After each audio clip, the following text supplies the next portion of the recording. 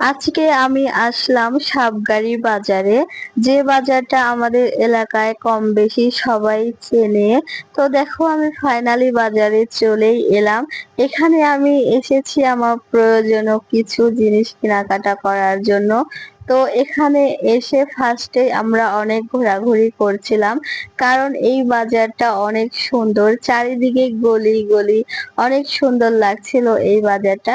তো দেখো এখানে আমার বাবুটা অনেক নাচানাচি ঘোরাঘুরি করছে, সবাই অনেক এনজয় করে আবার চলে গেলাম সেই দোকানে। দোকানে এসে এরকম 3টা চামচ কিনলাম, আর কিনলাম এরকম 2টা গাবলা। তারপরে নিয়ে নিলাম একটা ব্যাংক টাকা গোছানোর জন্য। আর বাজারের পেছনেই ছিল নদী, একটু নদীতে ঘোরাঘুরি করে আবার চলে আসলাম একটি দোকানে।